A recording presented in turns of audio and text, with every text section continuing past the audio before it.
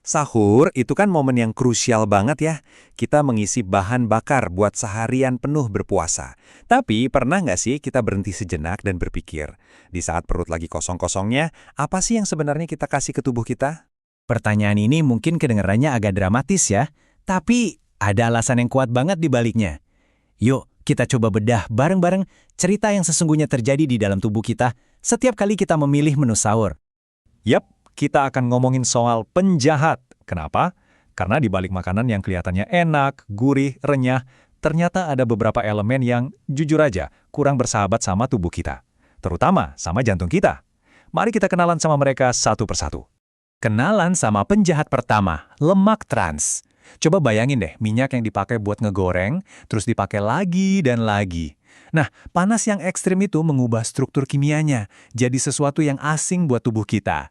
Ini bukan lagi lemak biasa, tapi bisa dibilang ini pemicu api atau peradangan dari dalam tubuh. Dan ini dia partner kejahatannya, radikal bebas. Molekul-molekul ini tuh kayak perusuh-perusuh kecil yang liar di dalam tubuh kita. Mereka muncul dari proses masak dengan suhu tinggi, dan kerjaan mereka itu ya merusak sel-sel kita yang sehat. Kerusakan inilah yang jadi cikal bakal banyak masalah kesehatan yang serius. Oke, jadi setelah para penjahat tadi masuk ke tubuh kita, terus apa yang terjadi? Yuk kita ikutin perjalanan mereka. Nah, disinilah cerita yang sebenarnya dimulai. Kuncinya ada di momen sahur itu sendiri. Saat perut kita kosong, dia itu ibarat gerbang yang lagi kebuka lebar-lebar. Tubuh kita yang lagi haus nutrisi itu bakal menyerap apapun yang masuk dengan super cepat. Ya, termasuk senyawa-senyawa berbahaya dari gorengan tadi.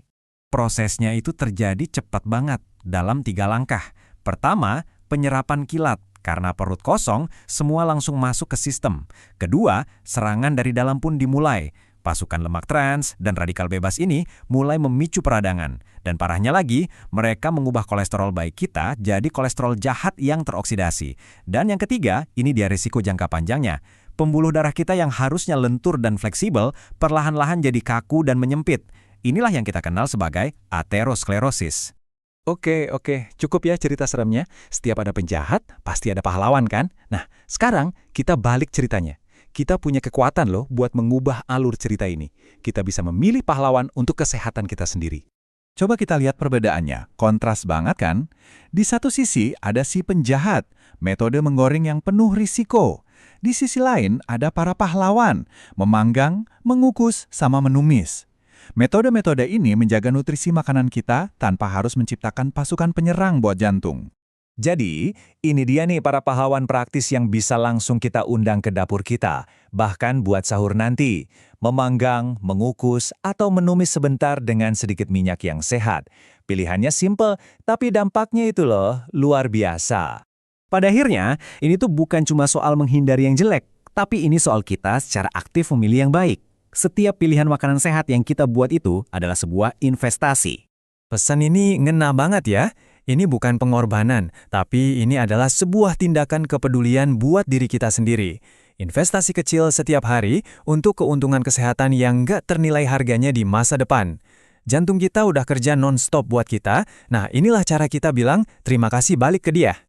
Jadi, waktu menyiapkan sahur nanti, coba deh ingat-ingat lagi cerita ini. Perjalanan makanan di dalam tubuh kita.